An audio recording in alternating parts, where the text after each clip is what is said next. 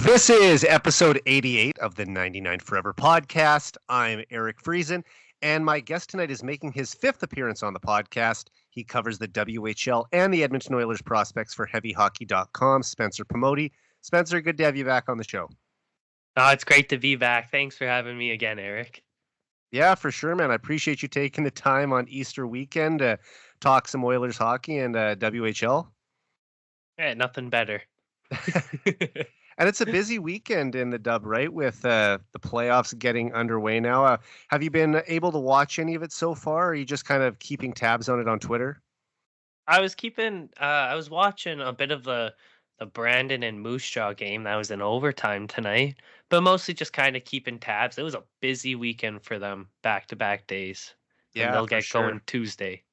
And I mean, it started Thursday night. I think my hometown Saskatoon Blades were the only, playing the PA Raiders was the only game in action on the first night of the playoffs. And unfortunately, they dropped that one, but bounced back with a winning game two. And this is, of course, the first episode we've recorded together since the Young Stars Classic back in September. So I just wanted to start off by asking, how was the scouting season for you overall? And how many WHL teams did you have a chance to watch at Rogers Place this season?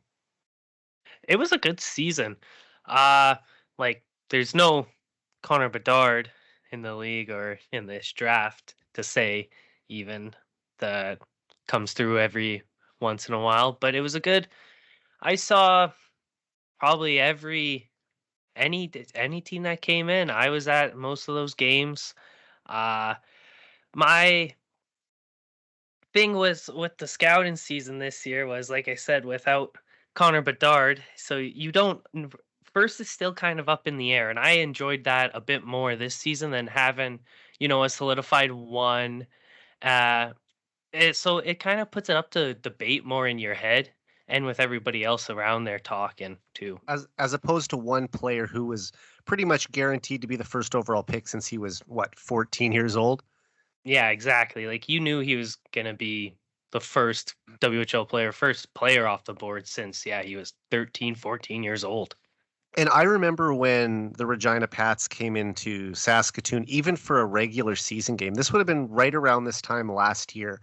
And I believe it was a sellout or close to it at Sask Place for the game. When the Regina Pats came through Edmonton last year, was there a similar turnout against the Oil Kings? Oh yeah, it's crazy whenever he was in. It's every building though for how it was. Scouts were every scout, every bunch of teams, and then just because it's a cheap ticket to go see one of the hopefully one of the NHL's future stars. Yeah, probably the cheapest you'll ever pay for a Yeah, seat to get to watch Bedard live. yeah, Um, like those are $20. Now you got to spend at least 100. and you wrote a great article last summer on your top 5 NHL prospects from the WHL, including Bedard, who was the first overall pick in the draft, and as well as the first WHL player to get selected first overall in the NHL draft since Ryan Nugent-Hopkins back in 2011. And obviously, there isn't a generational talent like Bedard in this year's draft class, but how does the 2024 crop of WHL first-time draft eligibles compare to last year's? It's a tough comparison to make almost because the 23 class was just awesome. It was a great one of the deeper ones in my mind that I've seen come through. This one is a little bit lighter. Like I said, there's no Bedard, but there's still great top talents like Caden Lindstrom, center in Medicine Hat. He's gonna be probably a top 10 pick, I'd say at minimum. Berkeley Catton, the center out of Spokane, he has a chance to be a top line forward. So there's no kind of generational piece, but there's a lot of building blocks in this draft. Jerome McGinley's son, Tish, he'll be a good top 6 forward for a team down the line. But yeah, it is just kind of missing that one standout star, I believe. No, for sure. And when you look at the names that you listed, do you see several of these players going in the first round or even the first 2 rounds of the draft? Yeah, I think like last year, they'll have another good appearance in the first round. I think at least you're looking at minimum of 5, I would have to say, again this year. But last year was a good one was 6. I don't know if they touch 6, but I definitely can see them reaching 5 first round picks this year. And when you think of the population in Ontario and Quebec and per capita, how many players there are there coming through, I mean, that's pretty impressive for the WHL if they're able to produce 5 players out of the top 32. Yeah, they in the past few years, even just I don't have any stats, but to memory, it seems like they have been providing way more NHL players in recent history. And even when I was watching some of the OHL, I just feel like the WHL does kind of play like a closer to pro style game. They may not have like Ontario's known for all their stud talents in the NHL, but the Western hockey has been they have been coming up, and I think No, it's going to keep going.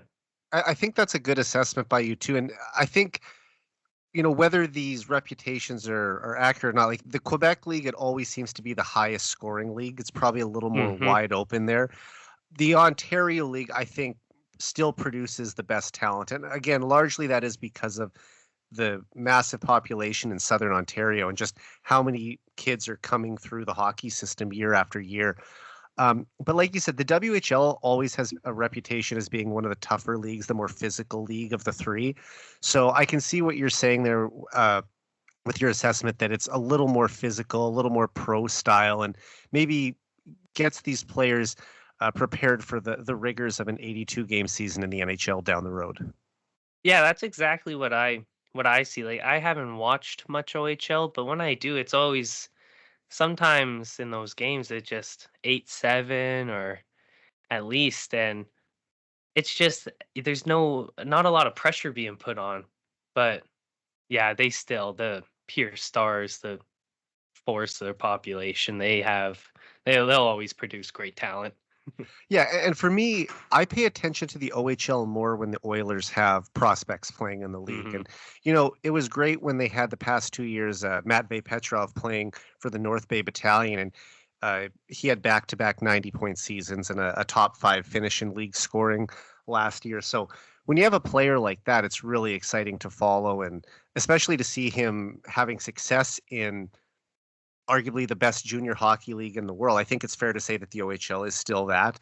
And now this year, I was hoping to watch Bo Akey a little more. Unfortunately, he got hurt early in the Yeah. season, and that was disappointing because in his draft year, he got off to that great start, and then he sort of took a little bit of a step back in the second half of the year when Brant Clark was sent back to junior and took his spot on the top power play unit. But I was hoping that this year he would be able to pick up where he left off and really have a big year offensively, but unfortunately, lost an important year of development. So I'm hoping that next season he'll be able to come back fully healthy and sort of show what he's capable of in his 19-year-old/20-year-old season. Yeah, I think nothing but even during the preseason, he was such a standout. Yeah.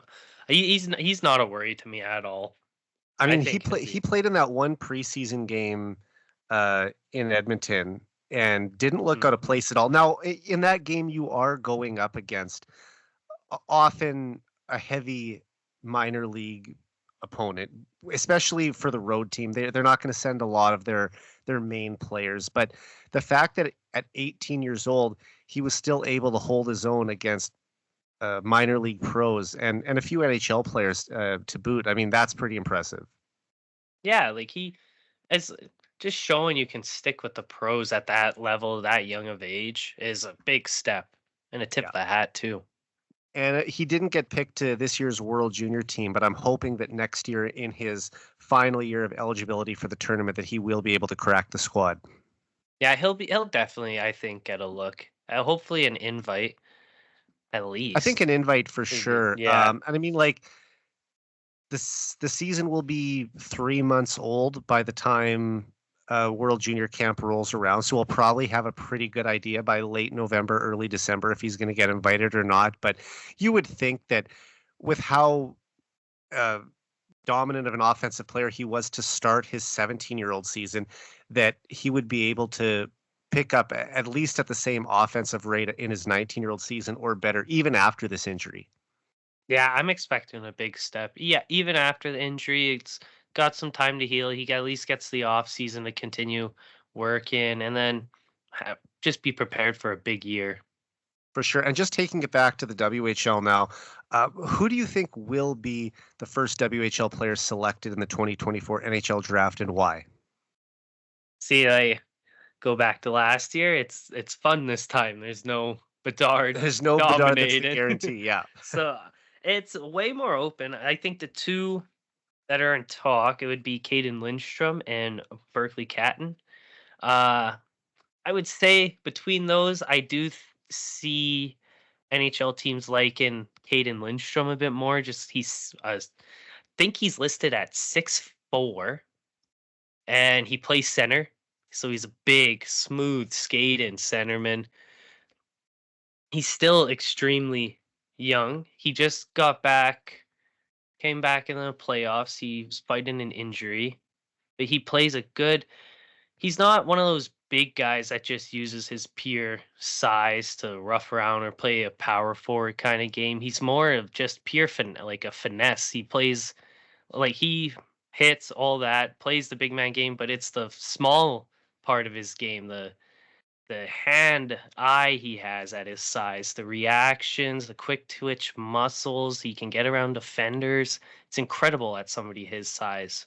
And then Berkeley Catton is more of a playmaking. I think he'll play wing in the NHL, a bit smaller. I don't think he's quite 6 feet yet. Uh Needs to gain, I think, another step, and I think that's why teams will be a little bit leaning towards Lindstrom, is just because his skating's phenomenal at 6'4", and Berkeley just doesn't have that extra gear yet, but he does like he does everything else exceptionally well. And I mean, those are two qualities that every NHL team would covet is size and skating ability.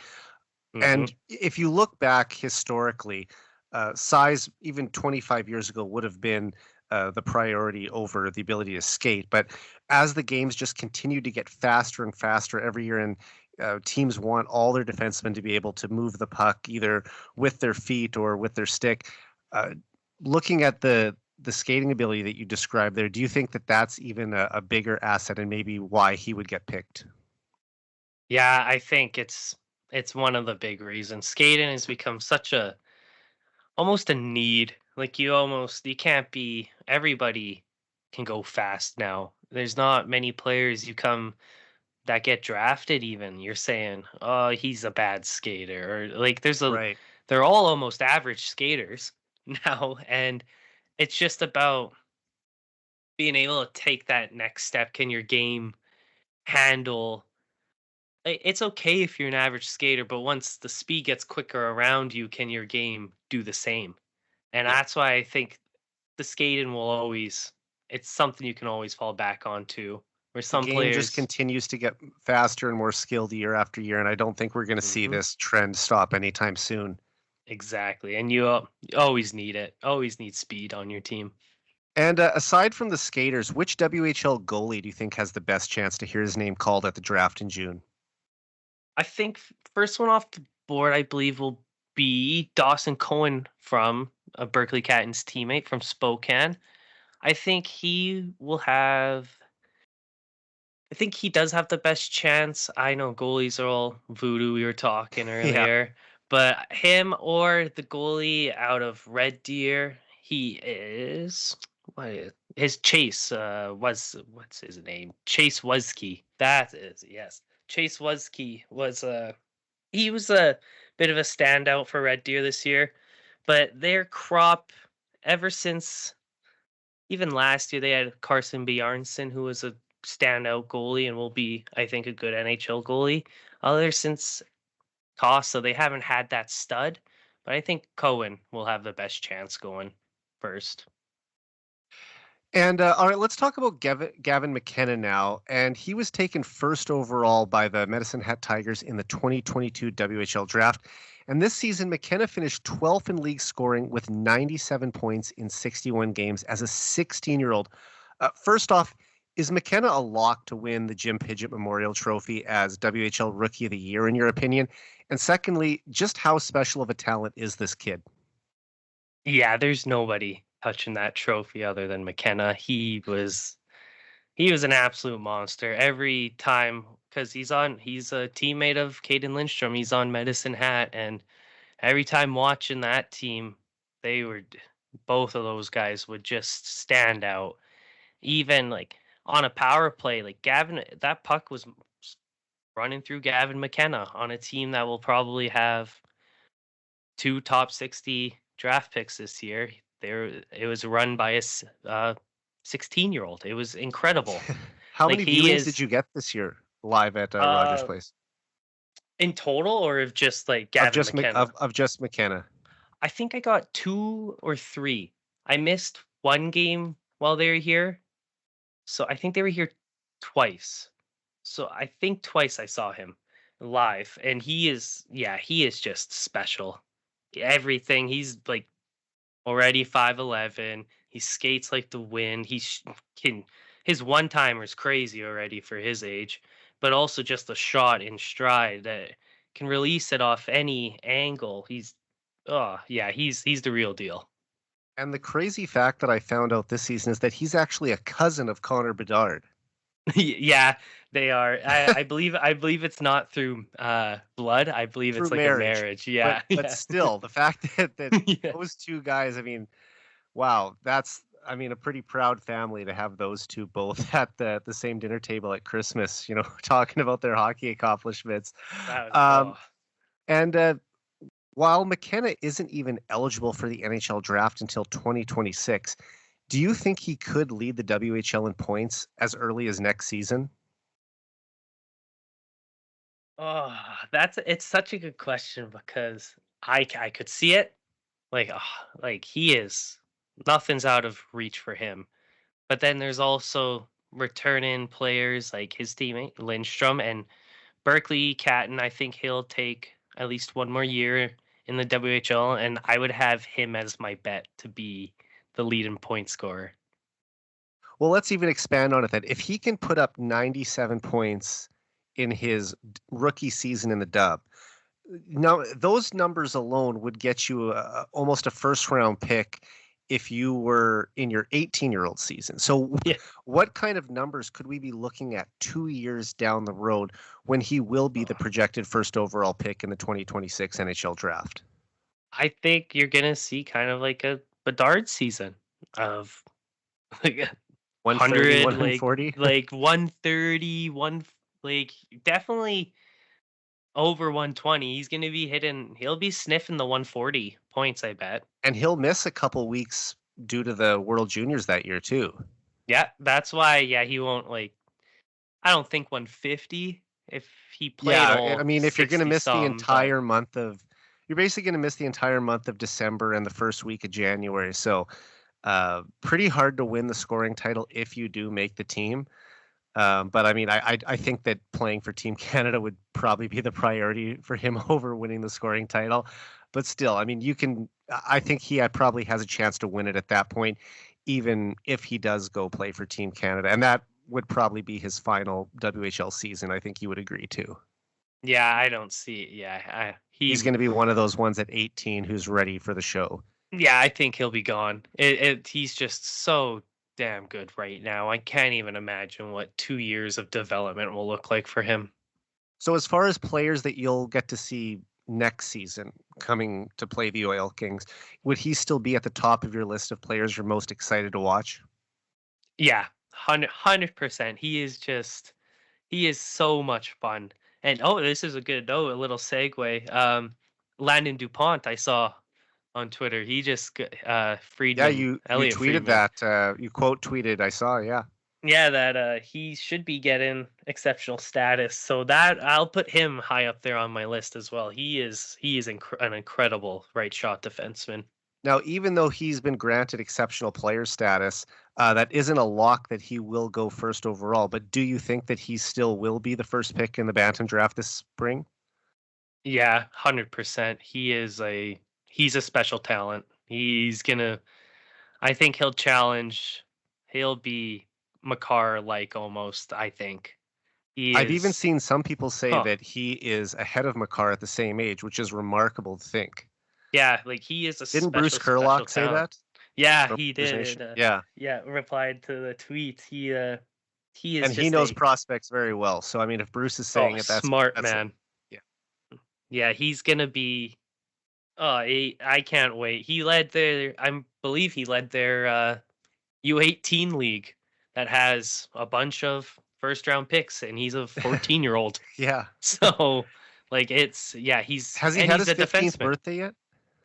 Yeah, Uh, the fact that he's a defenseman makes it even more ridiculous. But no, and no, he's a May 28th baby, so he's still okay, so he 14. still 14. Wow, Yeah, that's incredible.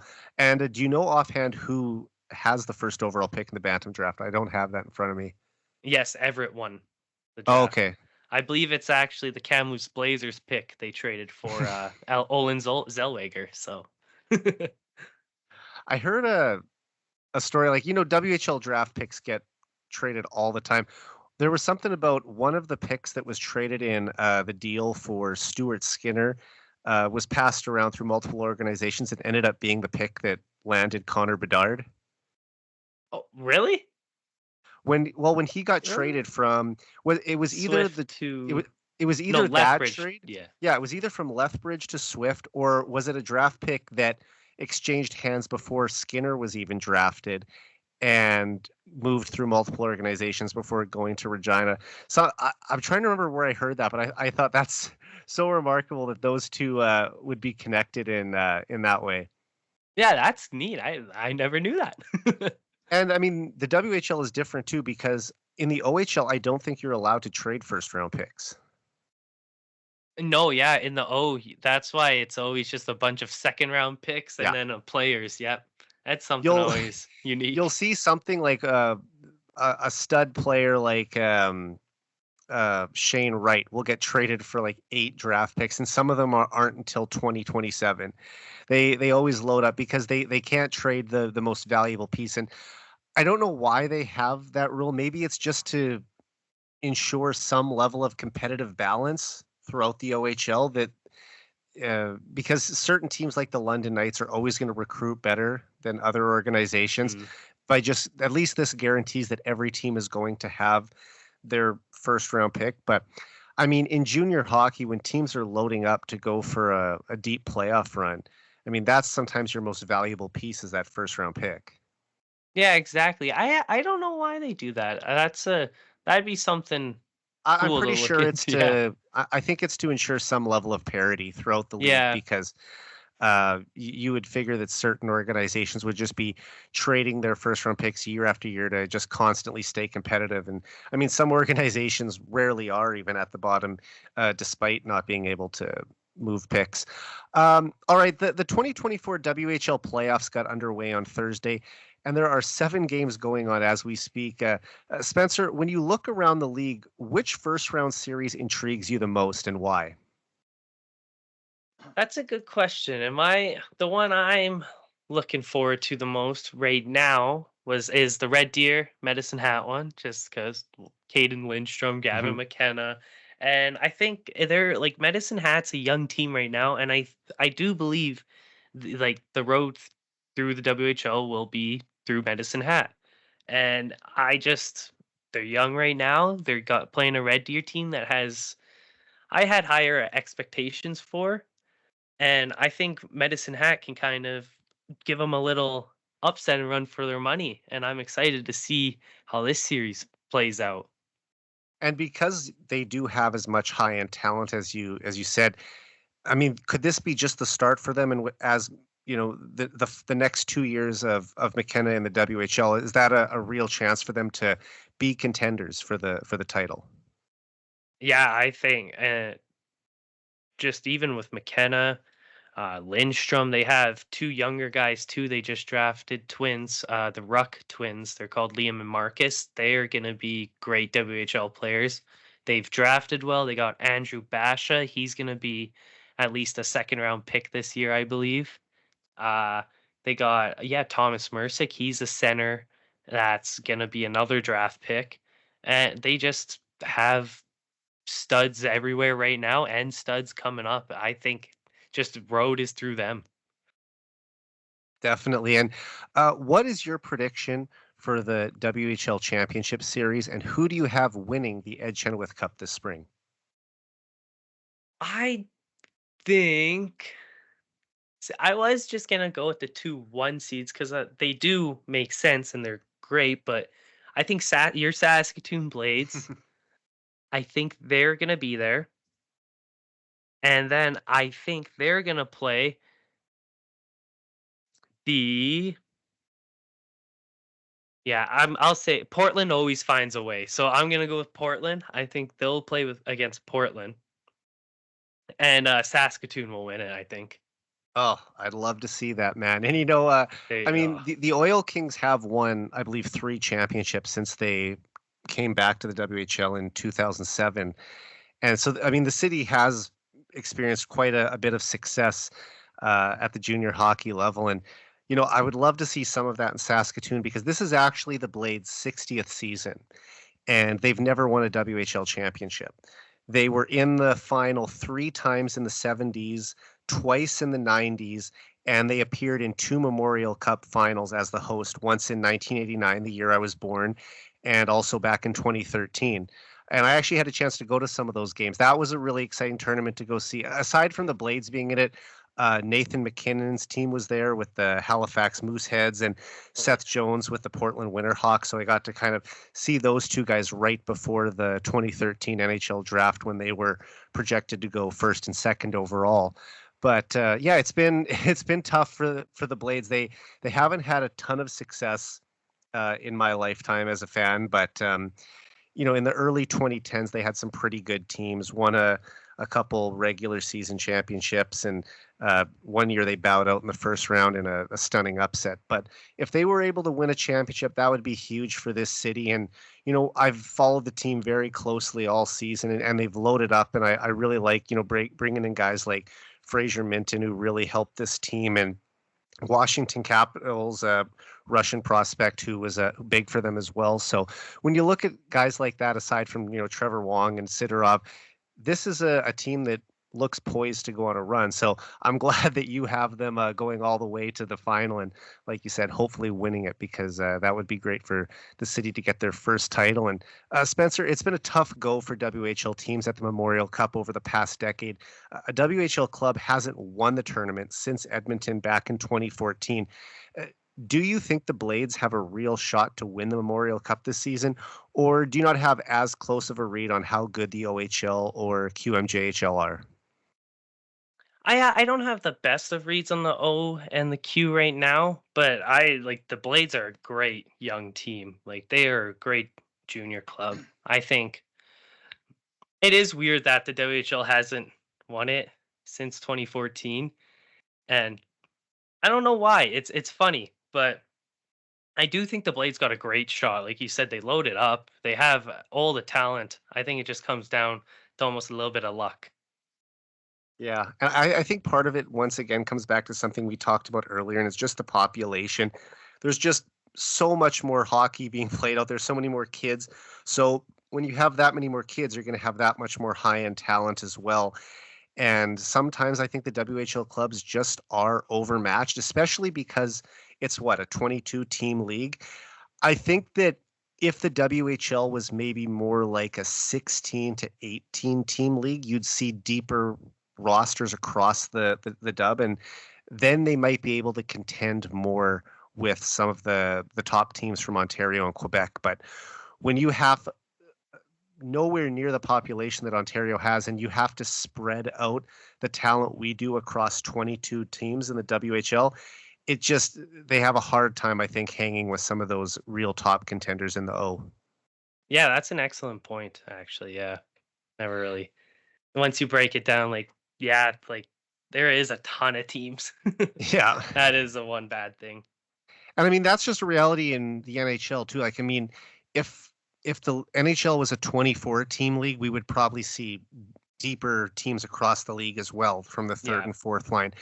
And I mean, with the NHL continuing to expand, who knows how that's going to go in the future. But at least, as we said, hockey players across the board are becoming more skilled year after year, faster, bigger, stronger, more talented with the puck. So Let's hope that there will be enough elite talent to fill out these rosters as the years go on.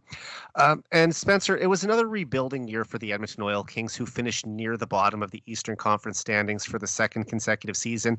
However, they had a 34-point improvement from a year ago. How large of a step forward do you expect the Oil Kings to take in 2024-25? And what are the biggest reasons for your optimism? My biggest reason to have some optimism going into next year is just everybody takes a step. Everybody's getting a bit older. Sure, they lose a couple guys, Ty Nash, uh, Skylar Bruce, and LaJoie. He'll be gone. And I just think, other than that, losing those three, everybody else just gets a year older. Like Gavin Hodnett, he gets another year in him. I think he's gonna have a great season next year. Marshall Finney will be a year older. He had a great year. Another one is like they're young guys. Presley Kerner, he got a few games in this year, and I think he showed well in a few of his performances, and I think he'll be able to provide something for the team. Another year of Adam Jecko as well. Uh, it's just about getting older, more experienced, getting developed now. And sometimes just getting those extra reps is the best thing for any rebuilding team, regardless of what level it's at. Hmm. You mentioned Gavin Hodnett a second ago.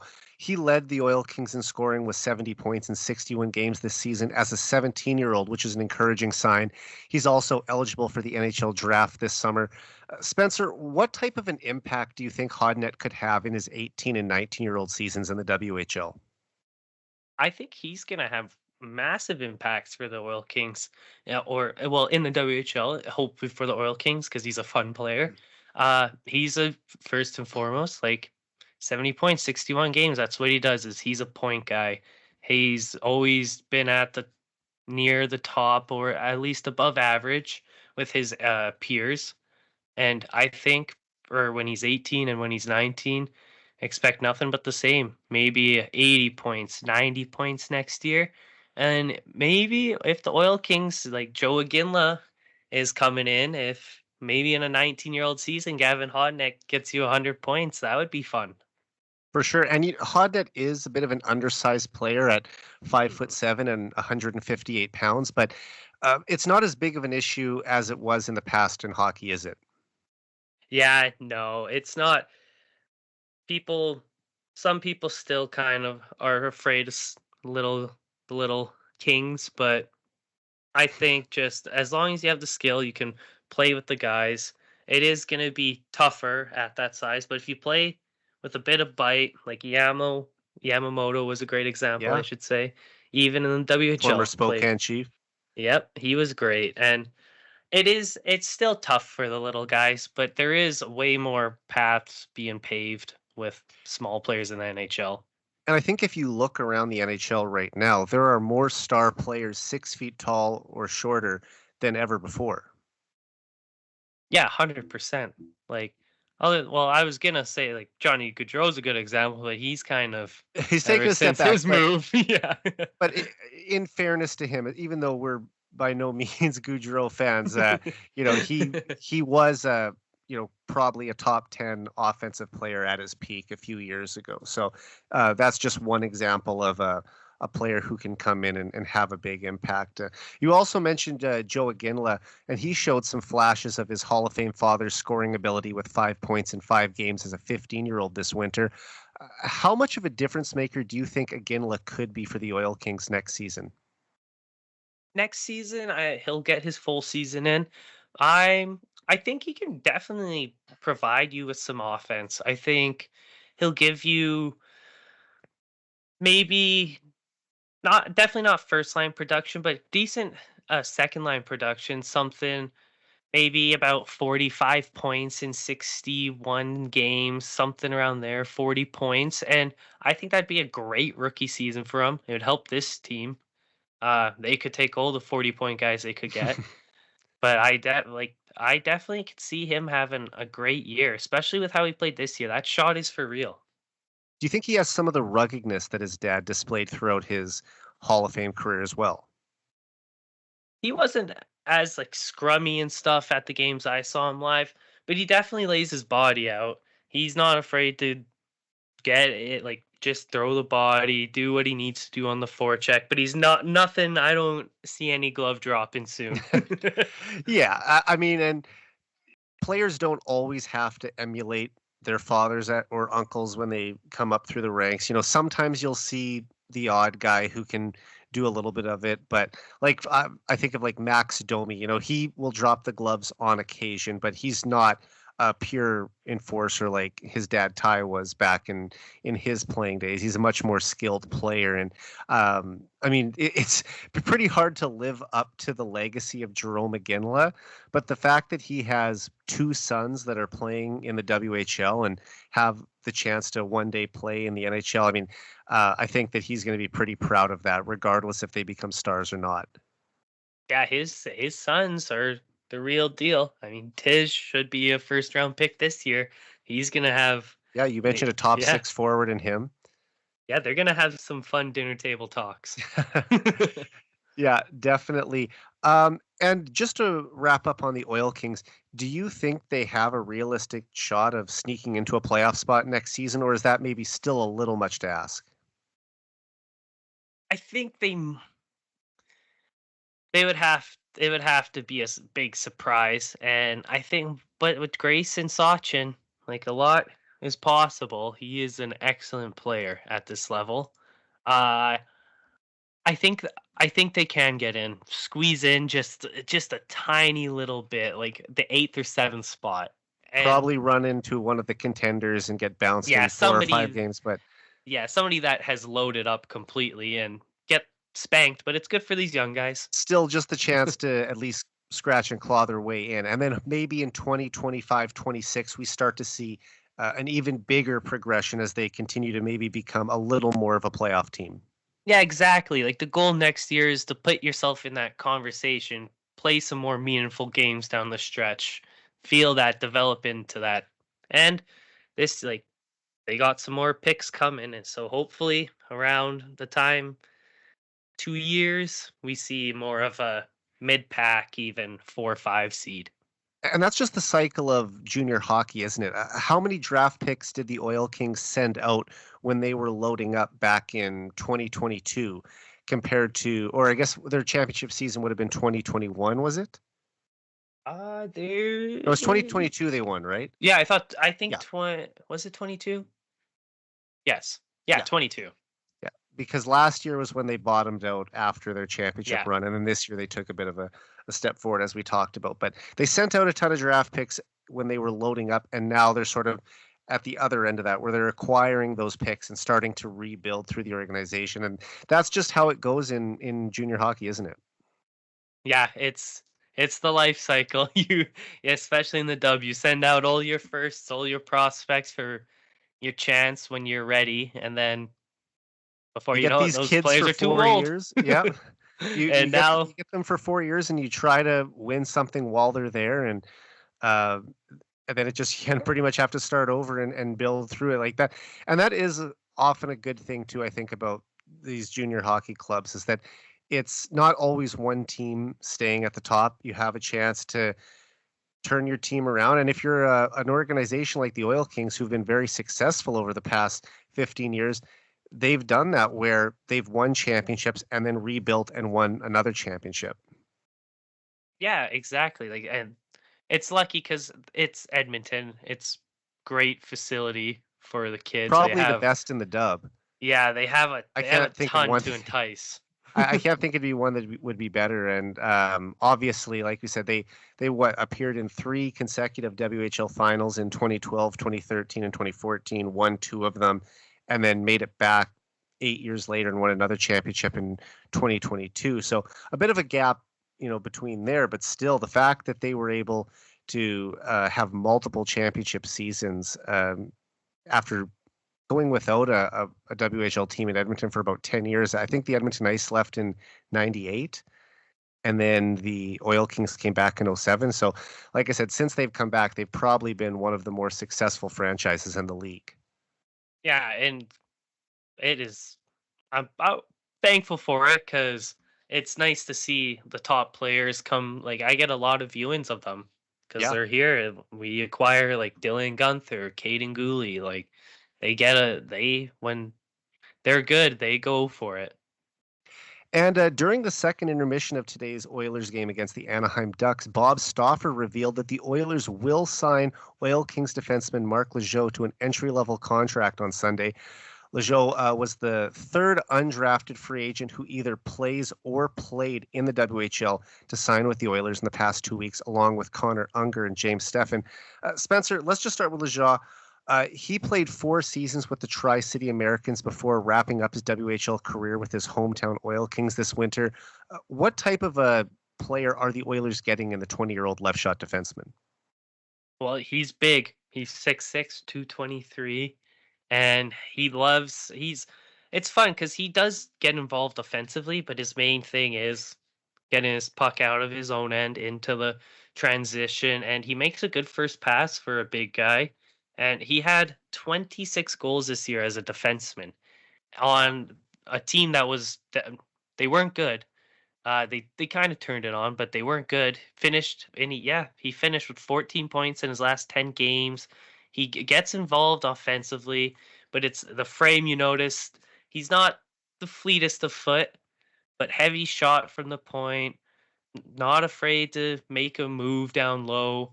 He's I think you can see a good AHL player in him one day. Do you think that's really his ceiling? Like this isn't a player who is going to have NHL potential, but someone who can sort of fill out a roster spot in the minors. Yeah, I would love to see him become a stud in the NHL, but I do see him filling out like a roster spot in the minors, being a good AHL kind of player consistently. And on March 18th, the Oilers signed goalie Connor Unger to a 2-year entry-level deal with a cap hit of $860,000. And despite going undrafted in both the WHL Bantam draft and the NHL draft, Unger steadily improved throughout his WHL career and took a massive step forward in his development with the Brock University Badgers this season. Spencer, Unger really is proof that perseverance can pay off, isn't he? Yeah, he's a great story. It's awesome. Even if you look at his numbers, like we were talking earlier, he was a backup for most of For his the bulk career. of Like, his WHL career, yeah, yeah. like he's never played a ton of like he never played more than 38 games. But like he had his only season in the WHL under a 900 was in 2019, and like he's had great years, great good numbers, although like we said, backup role, little asterisk, and then he steps into Brock University and just takes over. Like a 932 Yeah. save percentage is incredible. He's I think he's could be a little surprising. He has that little like that never quit gene, that just persevere. I'm gonna persevere, whatever you Yeah. throw at me. And I never don't doubt that sometimes in people.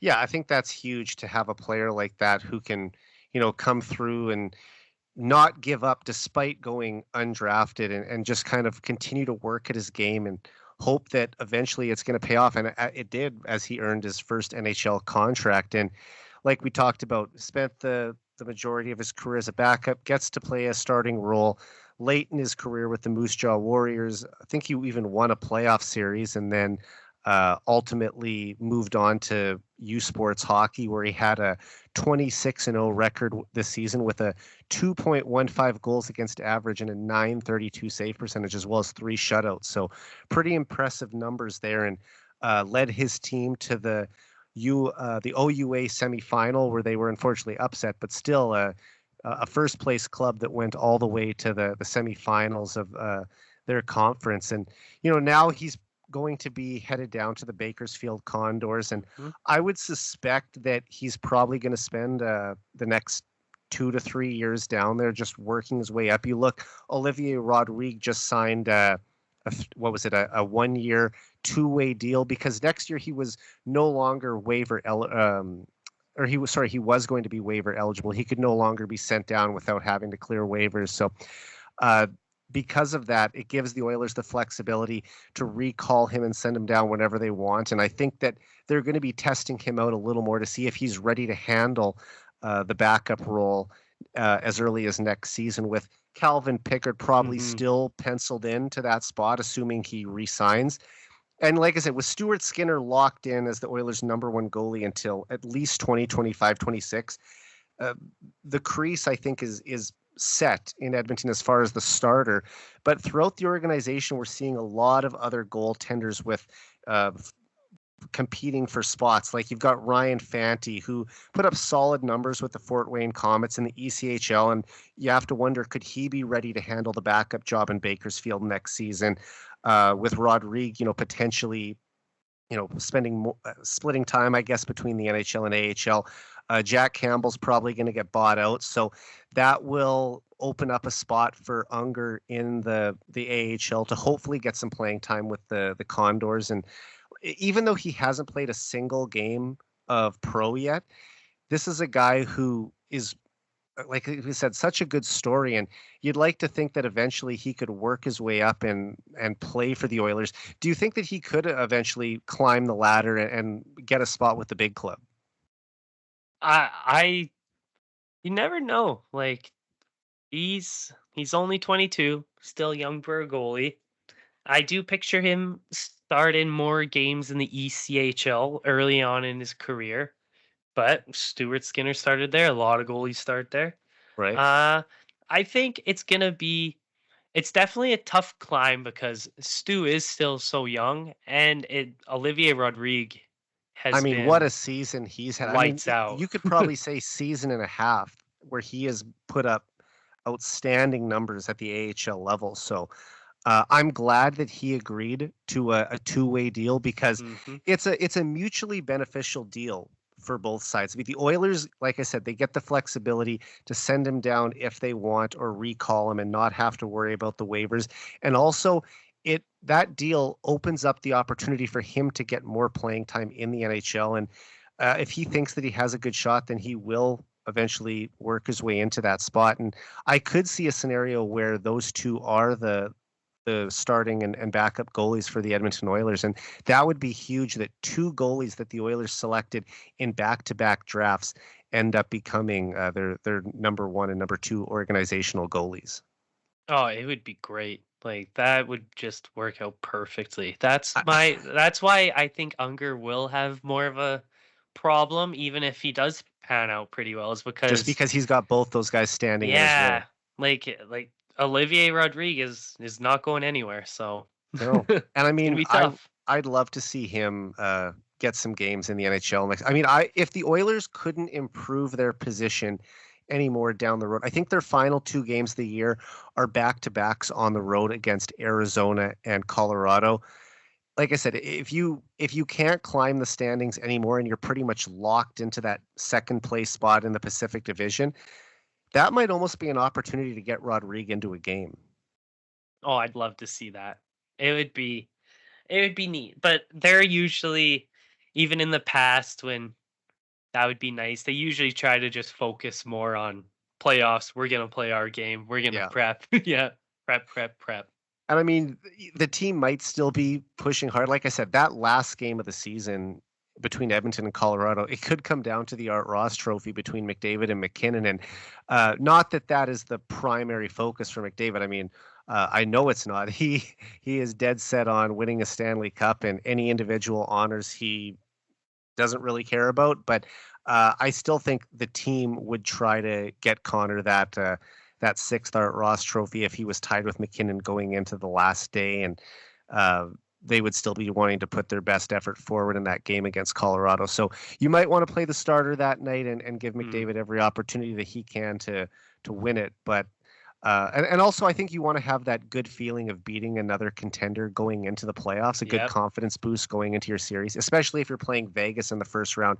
I think beating a team like Colorado would be, like I said, a good confidence boost there. But no, it's a positive sign for Unger. I think it's a good story, and I hope that he gets plenty of playing time in the AHL next season.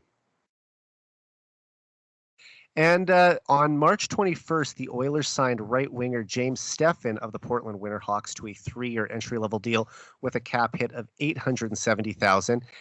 And Spencer, a lot of Oilers fans will remember Stefan's dad for one of the biggest gaffes in NHL history at Rexall Place back in 2007.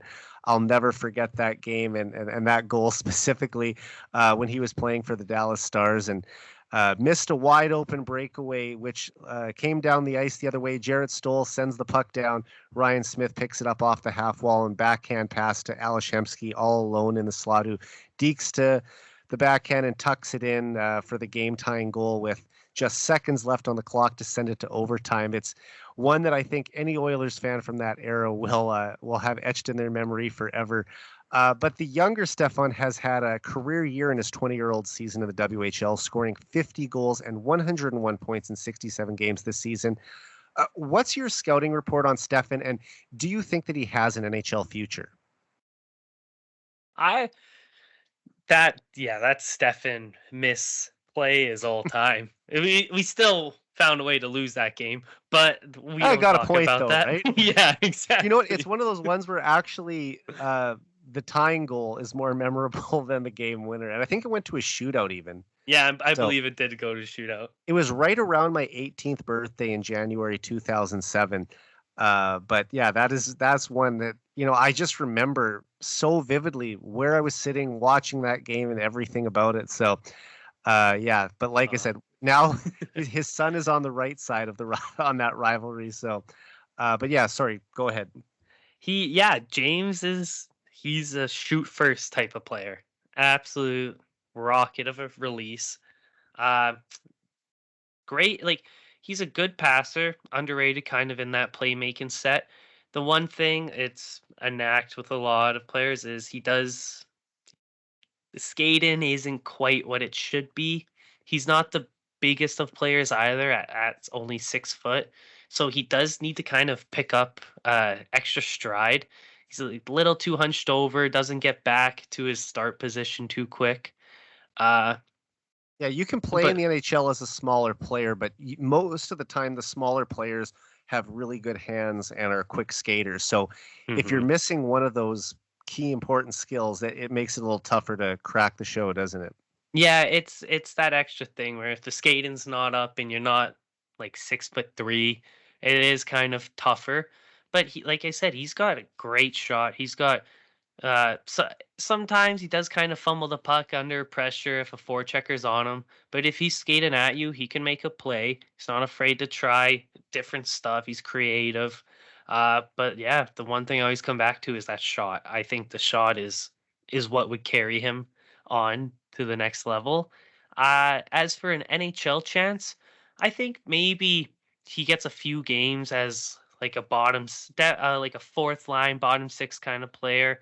But I think he definitely needs to add the step first. The step will just unlock so much for his offensive game and also help him defensively, where just get into the right spot at the right time. And these two players might not be exactly identical, but I want to get your thoughts on this. Do you see him sort of similar to a guy like Carter Savoy, who has that one elite skill, and that's the ability to shoot the puck? But there are some of the other elements of his game that aren't quite there, that's held him back from progressing and making it to the NHL yet. Do you see these two as similar type players and might have a similar path as they try to work their way through the pro game? Yeah, that's a pretty good comparison. The one thing though with Carter is I do believe he's just a little bit more skilled, a little bit better of a passer. Uh, he might have because his skating hasn't looked too bad lately. He might have a little bit better of a step, but yeah, I do think that's kind of the same path where he has the one elite shot, but kind of needs to work on everything else in the toolbox to get to where he wants to be. And Savoy really did work on that. I remember hearing the story that he took his training and nutrition really serious in the off season and cut some weight and just was really committed. And I think he actually got hurt 2 years ago in the Young Stars Classic, and that kind of set Hmm. back his development a little bit. But I mean, look, he scored a hat trick in the AHL before. This is a guy we've seen rip the puck. Look how big of an impact player he was at the college level during his 2 years with Denver. So the talent is there, but it's just like I think Stefan's going to be one of these guys who's going to join the Condors, and he'll probably need 2, maybe 3 years to really see if there's something there. But you don't want to ever count anyone out either, too, because you look at a guy like Zach Hyman, who didn't break into the NHL until he was almost in his mid-20s. And when you look at his AHL numbers, like, they were decent, but they weren't really a good indication of a future NHL star player. So, like I said, I'm hesitant to ever write anyone off, but I Yep. think this is another good bet by the Oilers organization because they don't have a lot of draft picks over the next 2 summers. Mhm. So by signing some of these players who are a little bit older prospects, like these guys we've talked about are all 20 years old or older, they're coming in a little more developed, and it's not like a raw 18-year-old who still needs a couple years of junior before they're able to break into pro hockey. These are all guys who we envision will be on the Condors next season. Yeah, and I like whenever you can get free skill, just take it. Like Take like it's just a contract slot. That's all it takes up. And you never know. Like maybe something pans out. And even if he's a good AHL player, you need a good AHL team. So Yeah. I'd take it. And this is a strategy that I think the Oilers are going to have to continue to employ, especially during McDavid and Draisaitl's prime years. Because, look, their first round pick from 2022, Reed Schaefer, was traded in the Matthias Ekholm deal. That trade has obviously worked out great for the Oilers. They traded last year's first round pick as well in that deal, and then this year's first round pick went out the door in the swap that brought Adam Henrique and Sam Carrick to Edmonton from the Anaheim Ducks. So uh, if this is going to be a trend that continues where the Oilers are sending out their first round pick year after year in order to load up for a playoff run, they're going to have to sign some of these free agents who kind of went undrafted if they're going to restock the cupboards in the prospect system. Yeah, exactly. You're gonna have to find diamonds in the rough. Like that is the only option. And speaking of diamonds of the rough, I just want to close out the show tonight by asking you about an Oilers prospect and WHL alum who continues to climb the organization's depth chart, and that's Max Wanner. Wanner has 5 goals, 15 points, and a plus 11 rating in 63 games as a rookie defenseman in the AHL this season. He just turned 21 earlier this month. Spencer, could the former Moose Jaw Warrior turn into another late round gem for the Oilers? I think he has a good shot to play some bottom pairing minutes in the NHL. I mean, he skates extremely well for his size at 6'3", 185, and he keeps adding to his offensive bag. Like he's not afraid to move the puck down low. He take an exchange on the wall. He'll take it in, He drive the scored a net. great shorthanded goal against the Calgary Wranglers the other day. Sorry to interrupt you, but Yeah. that was if you saw that play, he chipped Yep. the puck off the boards on a 2-on-1 and just fired a slap shot home from a tough angle too. And I don't think that he was really thought of as someone who could produce offense when he was drafted. He was more looked at as like a stay-at-home guy. But the fact that he's able to add that element to his game, it's been huge for him, and that's something that probably won't be a big factor for him at the NHL level. I think that he probably will slot in more as a third pairing defenseman. But the fact that that he can at least rip the puck and that he can make confident plays with the puck in the offensive zone, I think that really helps too. Yeah, it's just also it shows he can just move the puck. You need your guys, your high end guys, the McDavids, the Drysdales. They need the puck in their hands, so you need guys that can get it to them. And if he shows he shows fine playmaking ability in the offensive zone. He shows it can make a breakout pass pretty well. It's just can he get better, a little more refining, be a little bit quicker, a little more head scans, make a little bit better decisions. It's just all refinement now. Like his second AHL season will be fun, I believe. Yeah.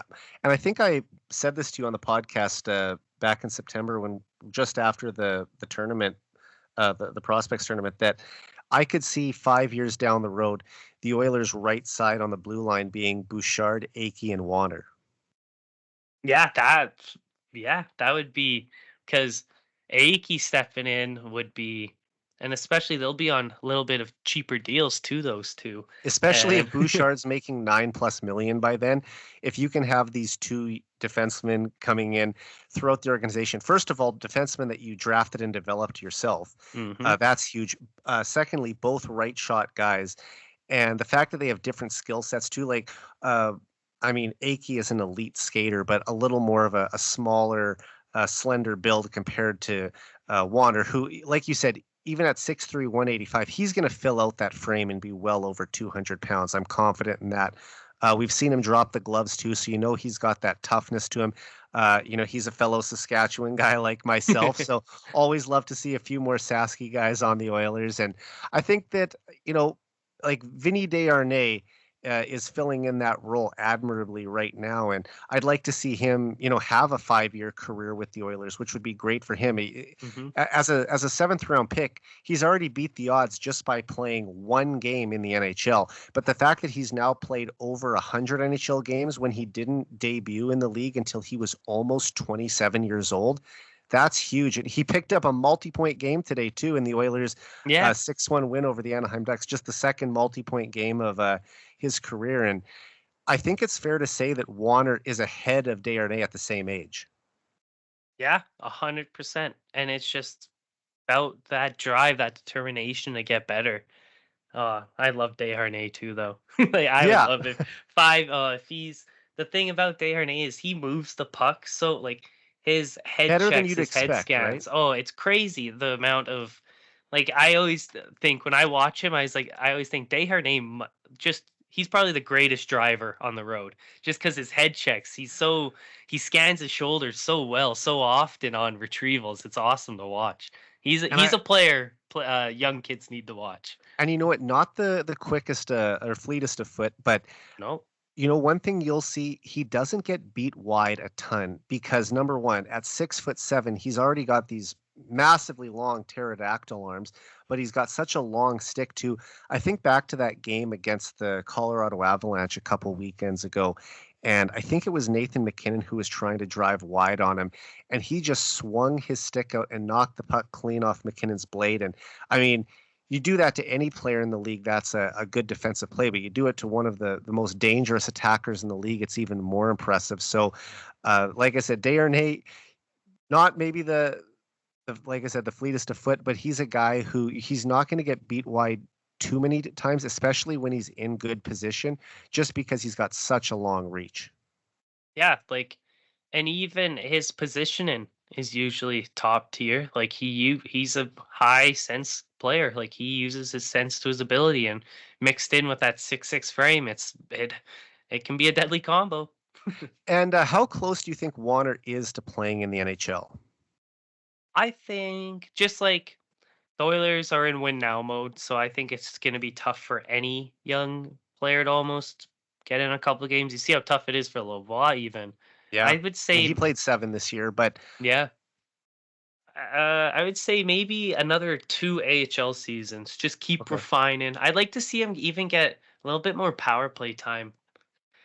Yeah, and that's, Like, I think it would be good to see him get any extra opportunities that he wasn't getting in the past or just play an mhm, elevated role.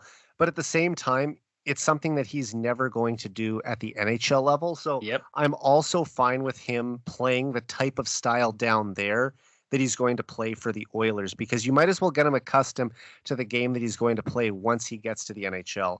And I think it was Lowtide who was also follows the prospects extremely closely. I believe he said yep, on his radio show a while ago that he thinks that Warner could get in some NHL games as early as next season, maybe later in the year, some similar to around this time when the Oilers are yeah, kind of locked up with a spot. Like Brett Kulak got hurt today. So we're probably going to see Philip Broberg get recalled here soon. Maybe a year from now, that's a situation where Warner gets a look if there's an injury for 2 or 3 games, just to test him out. I don't envision him playing any playoff games or anything like that. But late in the year, you play a game against San Jose or Anaheim or Arizona, one of the weaker teams in the West, and you think this is a good opportunity to give the kid a chance to just test his skills out at the highest level. That's where I think we could see maybe Wanner slide in. But as far as a full-time role, I'm with you. I think that it's probably still at least 2 years away before we start talking about that.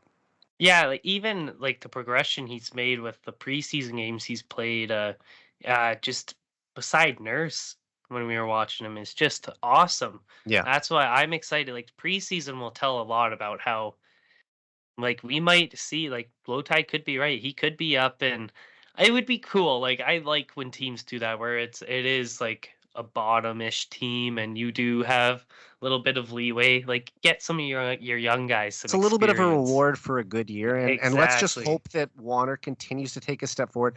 I mentioned he has 15 points in his last 63 games, but a lot of that offense has come in the last month or two.